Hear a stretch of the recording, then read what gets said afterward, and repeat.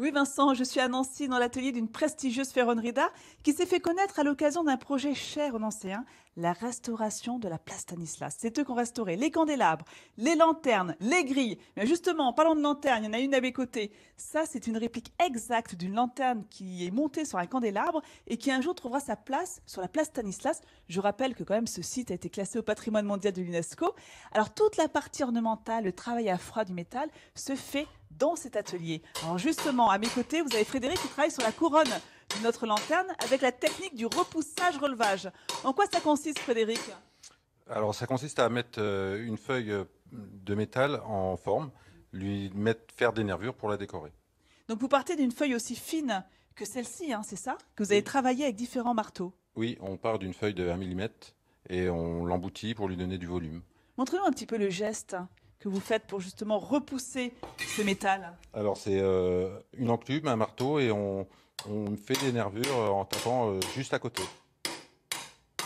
Et en fonction du marteau que vous utilisez, parce que je vois que là, il y a au moins 7-8 marteaux différents, le résultat sera différent? Oui, les marteaux sont différents, donc vous avez différentes tailles en fait pour faire des petites et des grosses nervures. Et cet outillage, il est fait maison, j'imagine. Alors oui, on est obligé de les faire maison parce qu'on ne les trouve pas dans le commerce.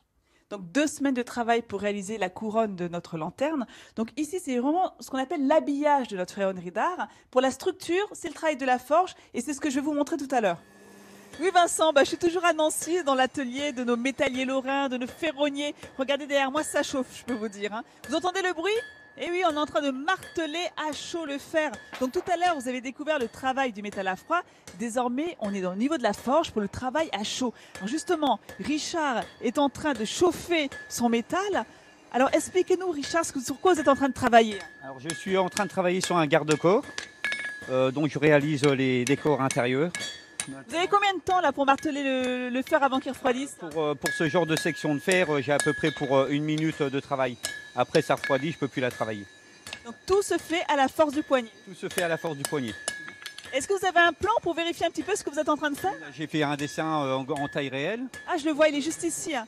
Et donc c'est sur ce dessin que vous vérifiez la taille de la volute que vous êtes en train de réaliser. Je présente ma pièce là, et puis pour voir où j'en suis et si je suis dans les bonnes mesures. Ah bah justement en face de vous, Monsieur de France qui est à la tête de cette belle entreprise depuis près de 40 ans. Sur quoi Richard est en train de travailler en ce moment? On fait un petit prototype pour présenter à un client. C'est quoi? C'est un morceau de grille, de garde-corps C'est un garde-corps 17e, c'est une reproduction. Est-ce qu'on peut dire qu'il y a un style français dans le métier de la ferronnerie d'art par rapport aux autres pays européens? Ah bah c'est vraiment notre ferronnerie française, puisque tous les siècles ont été marqués par cette ferronnerie qui était changeante, bien sûr. Rien à voir avec nos voisins allemands où la forge ils n'ont pas cette culture-là. Alors ce que ne vous dit pas Monsieur de France, c'est que c'est un meilleur parmi les meilleurs. Il est meilleur ouvrier de France, c'est vrai, on peut le dire ça quand même. Oui, bien sûr, je m'en suis jamais trop... C'est pas une gloriole hein, pour moi, mais... C'est un titre prestigieux. Voilà, c'est un titre prestigieux. Qui montre un peu la qualité du travail.